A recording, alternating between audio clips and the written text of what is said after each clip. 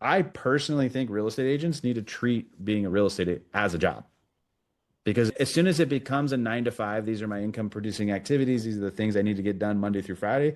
And these are the things I focus on the weekend. You create a two-phase approach to your real estate business versus all of it blending together and it's just a complete mess at all times. And that's what I've seen for years.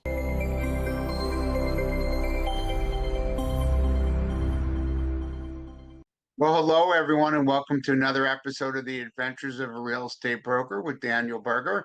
We have another Daniel on today. I'm excited to have Daniel Gandee. He comes all the way from Oregon, so we have left coast, right coast today. He's the co-founder and team lead of the Operative Group. He likes to find things. He's also the co-founder of the real estate technology platform Reoperative AI.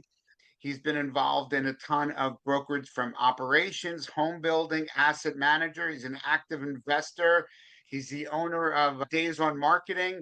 He's also a co-podcast host of Real or Ari versus Technology for that podcast. With that, I don't know what when he has time to sleep with all those things that he's creating and everything like that. But with that, Daniel, thank you very much for coming on this week's podcast.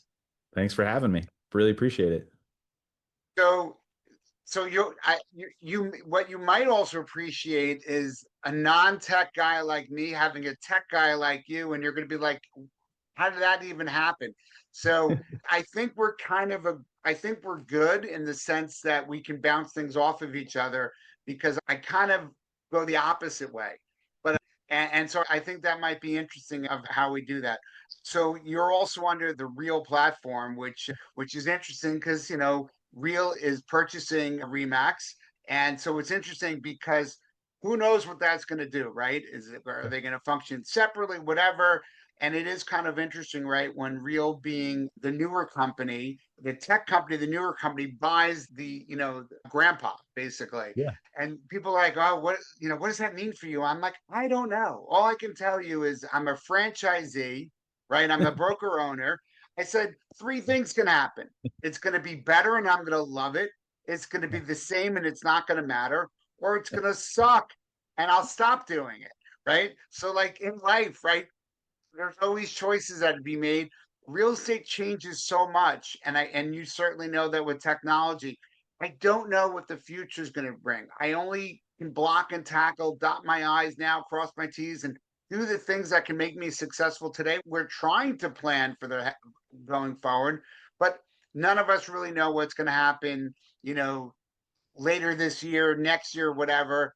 And I kind of feel like it's always take it day by day. Obviously, do the hard work and everything, but in the end of the day, we don't know what tomorrow is going to bring, and just do the best that you can, and then figure it out as things happen in some form of way. Yeah, what do you think about that? Well, I think it's the evolution. The industry is always, there's always the way of things are happening right now today and what they were 2 years ago and 5 years ago, and that's always been always a really interesting curve and roadmap. But I think also that's convergence of technology and efficiency has also put us in a good position to pivot as real estate agents and become more efficient to handle more transactions as there's compression on commissions and everything else. Even the industry itself, like the amount of agents has shrunken since COVID, right? And the market does good, a ton of agents join the industry. Market does bad, a bunch of agents leave the industry. And what I try to tell everybody is anybody that's going to be make their way through any type of market cycle, technology is going to be at the forefront of helping them make more money. And that's how I break it down. Some of my view is the reason why people get in is you only really have to have a pulse and pass a test, right? You don't need high school education. You don't need college education. You need to be 18 years old and pass a test. And it's not the hardest test, right? So it's a disservice, I think, to other agents and or our buyers and our clients, right? Because if you want to be a doctor, you have to generally go to undergrad, then you have to go to medical school, then you have to do residency. And clearly, I'm not saying that what we do as hard or as important, although you could argue that we're dealing with people's, most expensive purchases in their life. So it would be good to have, someone that's professional. But because real estate has such a low barrier to end, for agents, that people feel like, oh, this is so easy. Anybody can do it. I can do it. I have another job, but I'm going to do this on nights. I'm going to do it on weekends. I have summers off. I'll do it. And yes, you can do a few transactions. You certainly can list a friend's house doing that. But ultimately, if you're trying to be a full-time agent, you really can't do those other things because I mean, my phone rings, I tell people they can call and text me 24/7. I'm probably going to answer 18/7. So I think in order to do the job properly, so I would argue it's good that people leave, right? Because it keeps the real, the people that are actually full time involved in the business. Yeah. And running a real estate team too, we see what really happens from day to, 0 to 6 months. That this business, as everyone knows in this business, that the failure rate's like 80%. So for every four brand new agents I bring in, I know that if I can at least get it to 50% retention, we're doing better, right? We're doing better than the most. And that has been key in also making sure that when people enter this business, they don't quit their other job. I think there's a lot of brokerages out there that support the go full time or no time type of methodology, and I'm the complete opposite. I tell people like keep your bartending job, keep whatever job you have, and start as a part-time agent. Learn it. Make sure you're actually interested in doing this. And then when you can peel the band-aid off and you have $50,000 in the bank, now you have some security blanket that you're not going to go out of business in 2 months. And I see the number one reason why people go out of business that have done deals is that they don't save their money and they don't build a nest egg to be able to support the low months, and they don't have a pipeline built to begin with. So, you know, the majority of it is good that people who are not interested or are bad agents leave the industry, but also they just need to learn that don't quit your day job until you can create a full-time job out of this industry. Many people see this is not a job for it's more than a job in a sense. It's kind of like your livelihood in the sense, and it has to be a passion, right? Yeah. So it's not like you go into work, you're there 9 to 5 or 9 to 9 or whatever it is, and you're going to get paid. You don't get paid if you don't perform. And it's not even that. You can perform and things happen, right? Where you could have done everything right and transactions collapse. Clients die. They get into car accidents. They lose their jobs. You could have done everything in order. You're minutes away from getting a commission check, and it doesn't happen. And it's not and many times it's not because of the agent. So that be your own boss and in charge of your own destiny and how much money you will make or won't make is not for everyone. And that's No. so I think that's many of the people that even get into our industry probably shouldn't be because it's not their comfort. It doesn't feel right for them, or they try to convince themselves that they're okay with that. But those are some, there are many perils in the job. And what's also interesting is you do have to have that nest egg of money, because my view is that that our clients can sense are being desperate. And if you're pushing people to a transaction because you don't know, you have nothing in the pipeline and they're going to smell that. They're going to smell your fear and that you need that you're driving because you need to get a transaction to move ahead, as opposed to you're really looking out for their best interest. That's never a good, that's never a good scenario. And it's a recipe for disaster. Yeah, 100%. So, so in my case, I was lucky. So this was like my third career, basically. I'm sales and marketing is what I've really done. And Yeah. I was working for a solar company. The solar company went belly up.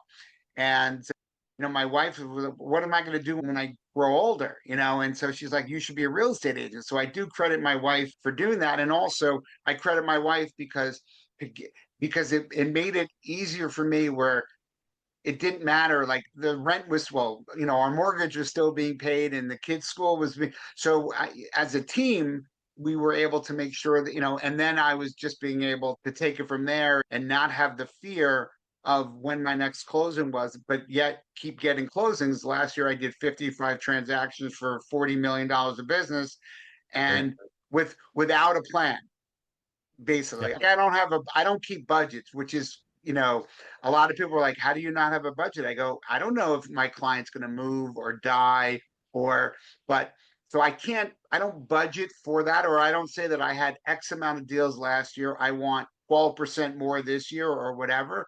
That I can't do. But what I can do is ensure that I'm constantly in contact with my sphere, right? I'm looking for new engagements with new people that are looking to buy and sell, whether it's different types of market. So I can do those, fundamental things to try to ensure that people, when they think real estate, they think of me and, my business. But how many deals I actually do, I don't actually pay attention to what I'm going to do this year or next year, because I find that's doesn't necessarily help me really get business. Yeah. Yeah, that makes sense. And I think every agent's going to be different on how they structure their business. Our business, we have to do that because we have a ton of agents and a ton of overhead, and we have transaction coordinators, and we have to treat the business as a numbers game and being very dialed. But if I was an individual agent and I was just what I would say working for myself, maybe set a goal, but really, does it matter? No, there's not, other than what's in front of you and your daily overhead for technology and transaction management. It's really easy to, it's just two different, completely distinct businesses. And I think that's why I always say it's really hard for somebody as an individual agent, especially if they've been years in the business, to even understand a real estate team. It's completely different in every aspect. Um, Right. and it's a different methodology. Like people who can thrive as an individual agent are the worst agents on a real estate team.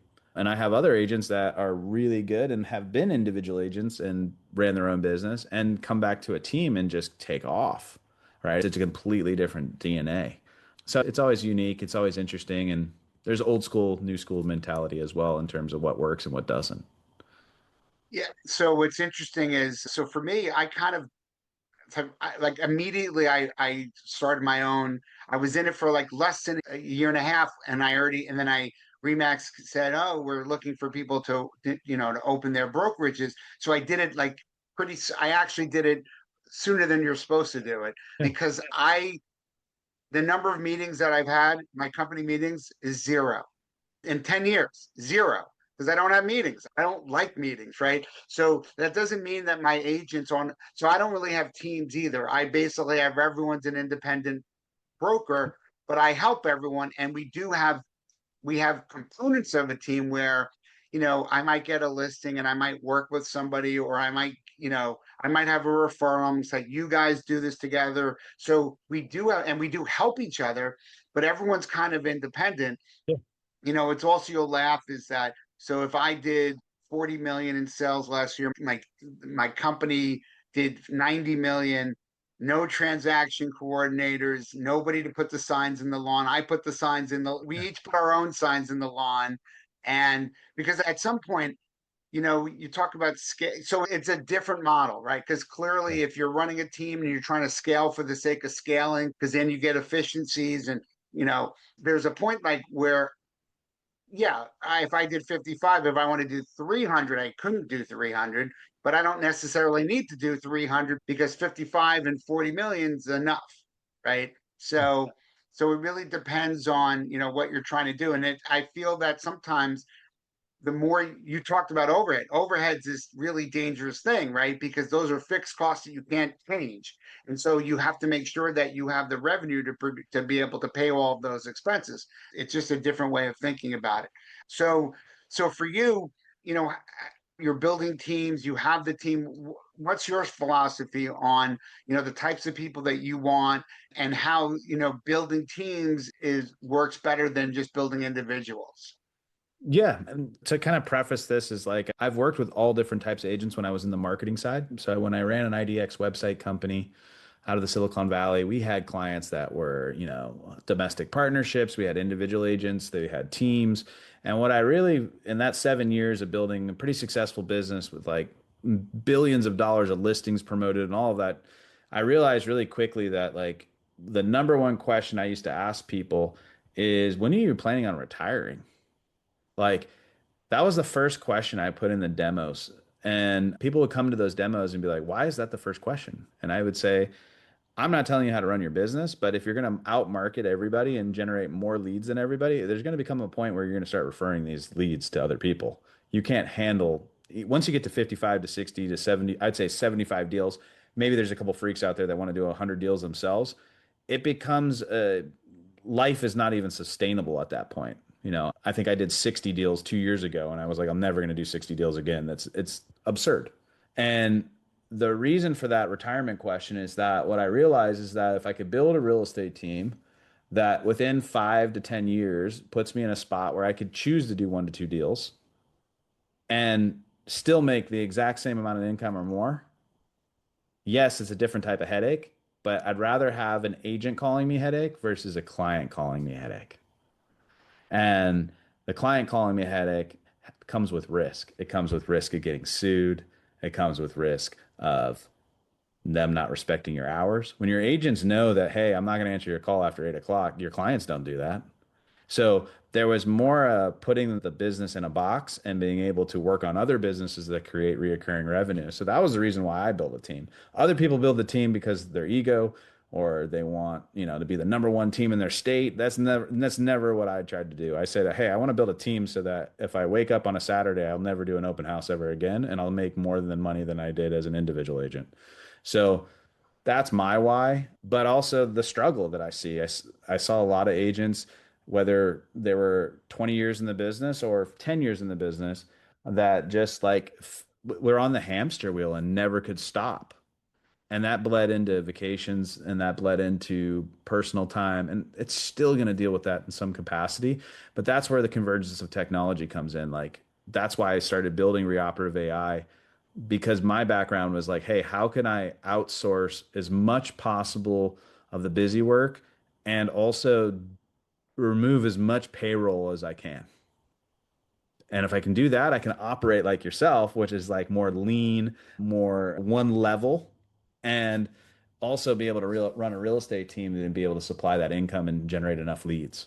And so, I mean, it's really similar because I don't have a team, but yet I own the broker. So it's really everyone at the yeah, brokerage is the team, right? But like I don't, exactly. nobody is a team. So it Yeah. is really the same thing. So it's like, my view is I don't want to scale for the sake of scaling, right? Yeah. So and I have no employees, right? I don't have so with because in New York State you have one employee, the rules change dramatically, Yeah. right? From because now I have legal fees, now I have accounting fees, right? So by having everyone as independent contractors, it by having zero employees, it certainly makes it easier because once I get to that one, then I need to start doing a lot more to being able to cover that. So it Yeah. is interesting. And I've probably more surrounded myself with like-minded independent contractor type people, and so what I like what you said was you're right, 55, 70. There's a point that you can't do more, but how I can make myself more efficient is to sell ones that are higher priced, right? So certainly the ones that are 3.6 million are certainly better than the ones that are 100,000. So Yeah. and those might be the ones that you can have another person in your team take over, work with them, right? So it's really how do you do that. But what's also interesting though is when it depends on how you get the leads, right? If the leads are coming in where it's more from the internet and AI and things like that, then people don't know me necessarily. So it's okay if I bring in other people. But a lot of my referrals are from me working with people and they want me, right? And so I can certainly, I mean, I do this pretty successfully where people that I've helped in the past buy something, maybe I'm helping sell, and then they're going to be taking time buying. I certainly can work with other agents in my office and say, where they're looking is an hour from me, but it's closer to you. Why don't you show them everything, and then really come in? And I've been able to pretty successfully come in after the house is found to help out with offers.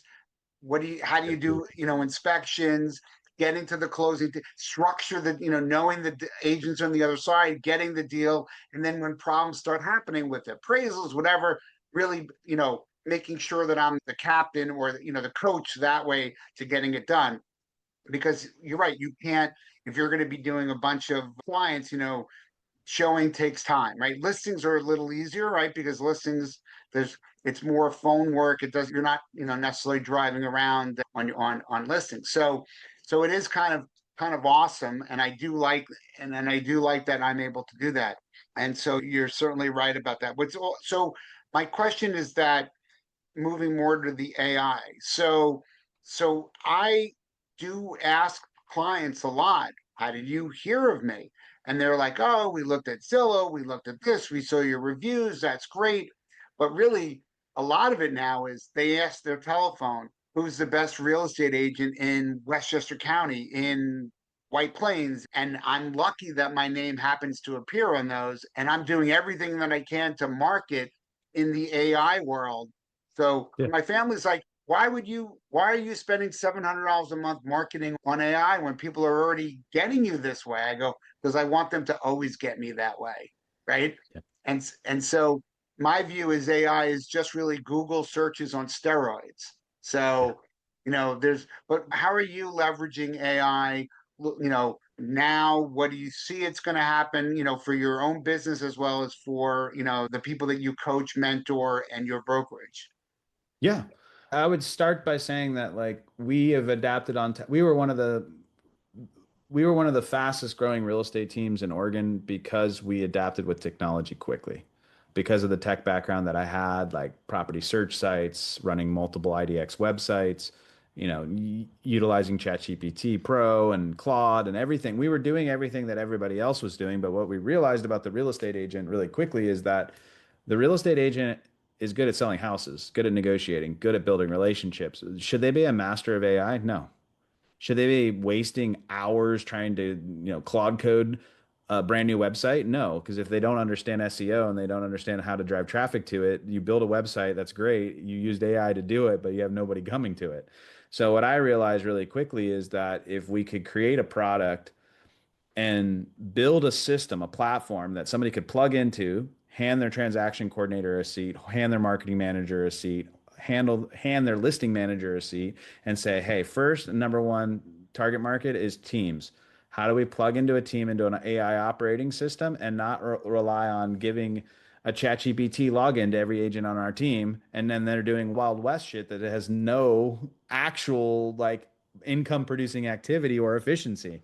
So Reoperative AI was built on building a platform so you could plug in all of your agents and all of your staff and then make them more efficient by telling them exactly what they need to be doing and giving them playbooks on exactly what they should be doing in terms of targeting specific niches in real estate, whether it's first-time home buyers, luxury, rural properties, condos, townhouses, investors, and then building from there. What do they do in terms of when they get transactions and moving forward is having all of those parties and everything work together. I think the problem with AI is it's great, but it's the execution of it at scale is where every agent fails because they're trying to do it for little individual tasks in their business instead of letting the AI run their business and they're the school bus driver of the technology. We can write property descriptions with AI. We can build a guide in AI. We can have it draft up a flyer for our next listing. But all of those things have to be done fragmentedly.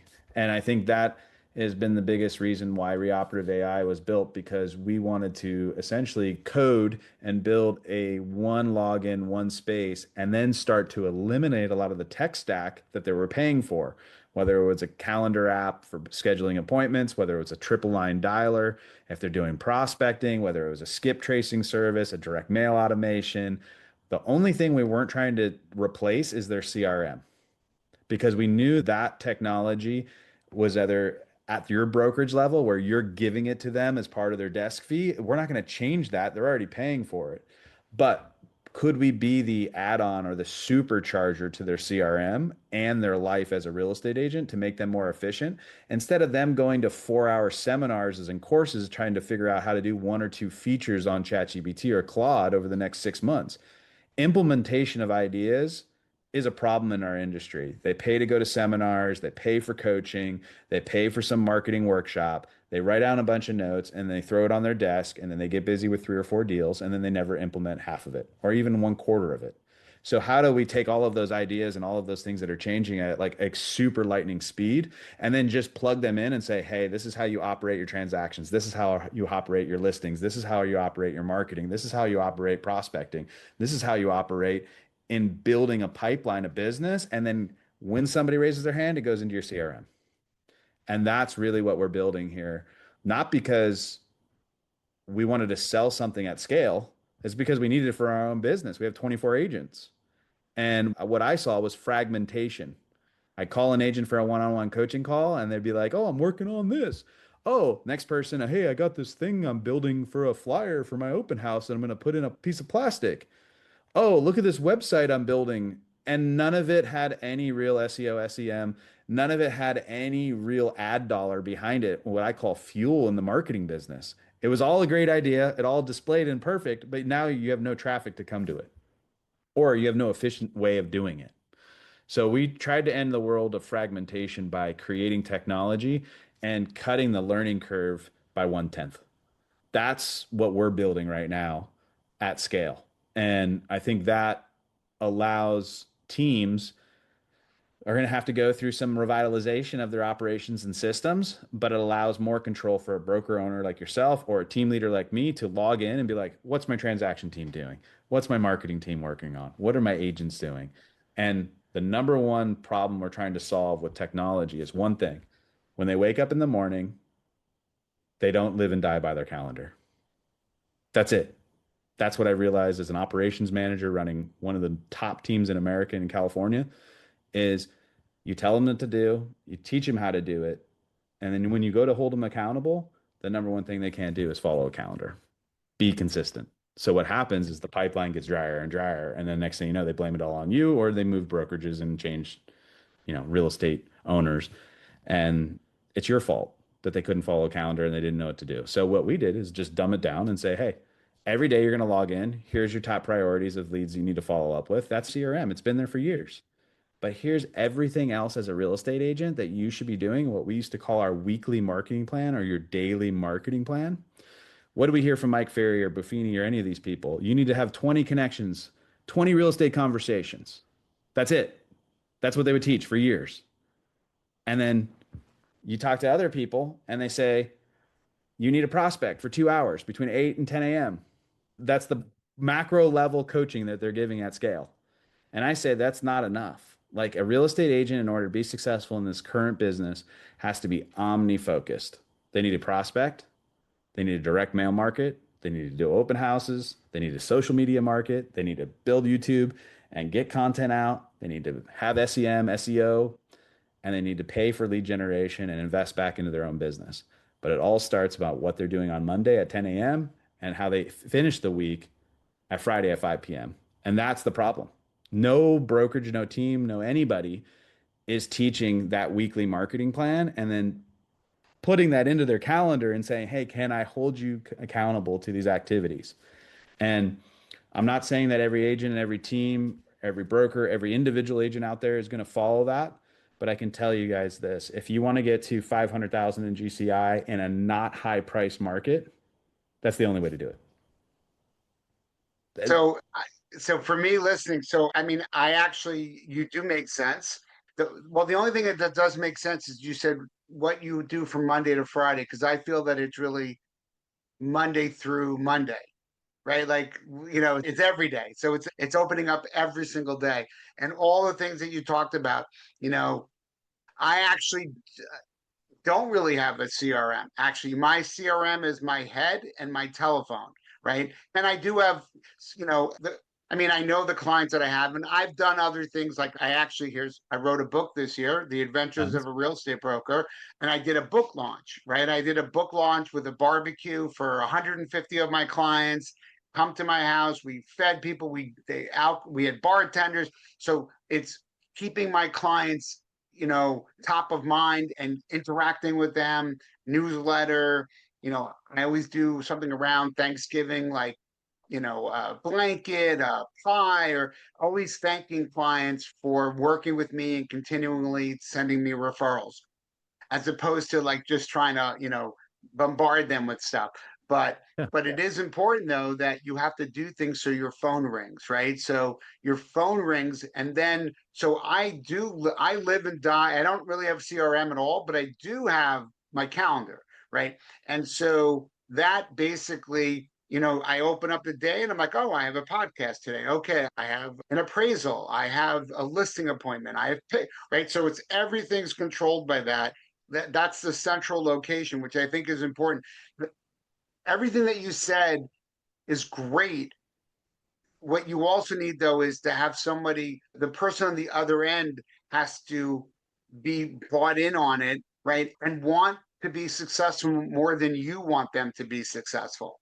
Because I love what you said about open houses and people are like, oh, I'm not really getting, and it's like, you know, open houses are important. When a brokerage gives agents the ability to go to open houses, of course, you don't get paid for that. You don't get paid for it, but you're at a place for 2 hours. You're learning about the house and you're interacting with clients that are walking in. Maybe they need an agent. And so it's your job, right, to motivate Intercept. those people that are walking in to say, I want to work with that guy or that woman because they kind of knew what they were talking, or they weren't even like you'll hate this, but when I have open houses, I don't even have sign-in sheets. I Yeah. because I want people to come in, experience the house. I'm not gonna like I know that when people want houses, they're contacting me.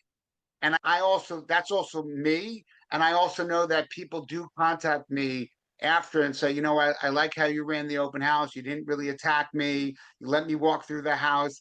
But everyone's got to do what works for them. Like for me, that works for me. Other people, it would be fine to write down the list, so that you can stay in contact, have their information. Obviously, there's some things that some owners of houses, when you have an open house, they want to have a log of all the people that are in the house. So it's always different, right? Yeah.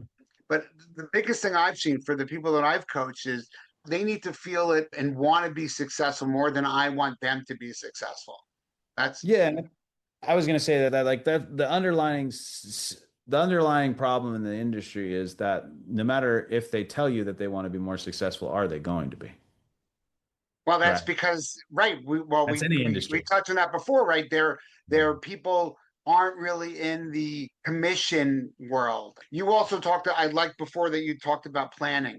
So last year I funded my retirement. I'm 57 years old, and I put a large amount of dollars into my retirement account. Most agents don't do that, right? And you talked about budgeting, right? You have to set money aside. You have to set what's your marketing budget. How much of what you're making are you going to invest?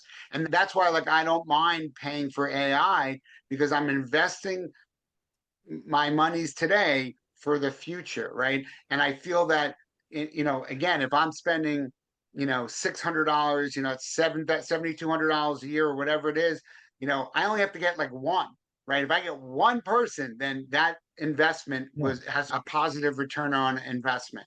So, and what's interesting is, as you know, in the real estate, everyone's trying to sell us stuff, right? Every day our phone rings with everyone trying to sell us stuff.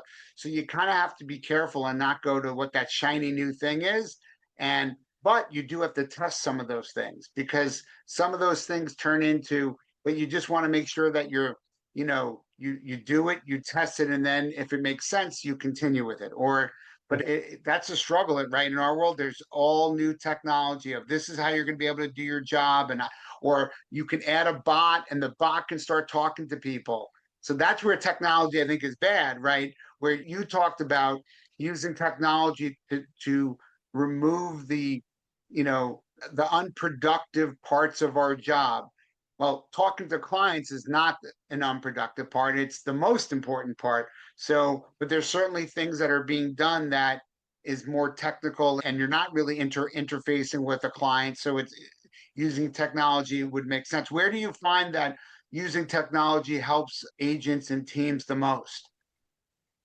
Lead follow-up and hand raising. Like if you have a big database, I think engaging with that database and being able to nurture them until somebody like I was getting out of the shower this morning and there was three text conversations going on with my AI bot about what they wanted to buy, where they wanted to buy. Somebody said no, they're not interested. But where I'm going with this is like you're actively prospecting at all times, but also when you send out your email newsletter, it's being able to break down the data and being able to extrapolate. And it's like having a data science, a master in marketing, an ISA on call at 24/7. somebody who can organize and structure your listings and get the marketing done. So you have a marketing manager or a listing manager who's working for your business at all hours of the night. And I think, let me be clear here, I think the most confusion happens with real estate agents when it comes to AI is they think it's a tool to make them work faster or easier and not harder. And my interpretation of AI is how do I make how do I make myself work when I don't want to work? It's the time freedom aspect. The more efficient we are, the more systems that we can build around us, the more personal time we get back. Because this industry, as you know, is a Monday through Sunday job, right? But I will tell you this from personal experience and over the last 2 to 4 years is building a very successful real estate team is that the only thing I require my agents to do on the weekend is follow up with leads that come in instantly, do open houses, write offers and show houses, and go to listing appointments. Those are the four things they do. They do not work on social media. They don't work on. You can run your entire business with AI as an add-on, as a contributor to your efficiency, Monday through Friday, like a regular job. And those are the 4 or 5 activities that you only do on the weekends. You completely buy back your time. And without AI and out efficiency and not having things work for you in the background, you're stuck doing that paperwork on Saturday morning. You're stuck auditing your credit cards and paying off things. And you're doing all of these other activities that you should be doing Monday through Friday and treating it like a job. I personally think real estate agents need to treat being a real estate as a job. Because as soon as it becomes a 9 to 5, these are my income producing activities. These are the things I need to get done Monday through Friday. And these are the things I focus on the weekend. You create a two-phase approach to your real estate business versus all of it blending together and it's just a complete mess at all times. And that's what I've seen for years. It's like they're catching up on things on Sunday that could have been done on Monday if they would have put it on their calendar. See, it's you know, I only know, so I'm licensed in New York and Connecticut. So I know New York and Connecticut. Yeah. I don't, being in the broker, right, where we did 90 transactions last year and I did 50, sorry, 150 transactions last year and I did Yeah. 55 of them. I don't see that. I don't know. Maybe I'm just more, or I don't feel that it's that much paperwork, right? Like, and a lot of it is like, a memo is when when you put an offer in, okay. So if I have 55 transactions, I probably had to do 250 memos, 300 memos, maybe, it depends, but Yeah. it's not that hard. It's not that, the memo in your offer is not that hard because you take what you have and you just, cut and paste basically, you edit it. I don't know. But I the don't, difference is you're good at your job, right? The average right. agent. So that's fair. You're trying to make an average agent better than average, right? Yeah. That's fair. And and me too, because I my job, so I have two jobs. One is as an agent, Yep. how do I make the most that I can?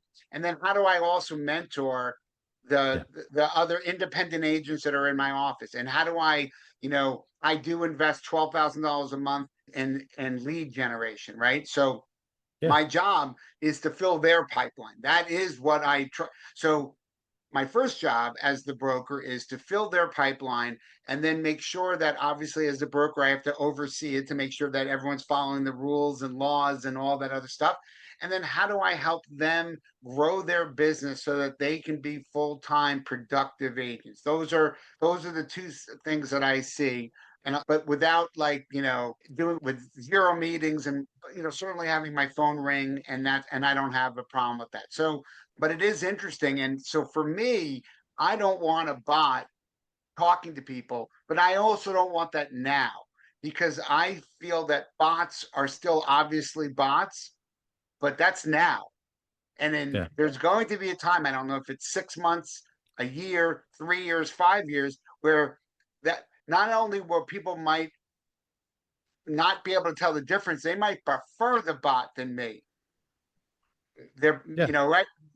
That's certainly a possibility. And the good news is, I don't know how many you talked about retiring and at 57. I don't know if I need to go to 90. So, technology might help me retire at some point. But I do think that you have to run it like a business where you need to invest back in your business, but you need to invest smartly and you need to track Yep. what you're doing, and things are good, continue those and add more money to that. Things that are bad, don't keep doing those things, right? Don't keep doing the same things over. And that's basically stupidity, right? Insanity. Yeah. Insanity slash stupidity.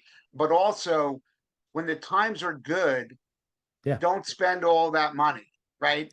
100%. Save your money and invest your money. So in the 10 years of me doing real estate, in the last this year I bought two properties. One one in my town that's now the second property in my town that I it's a single family home in a townhouse community. It's the second one I own.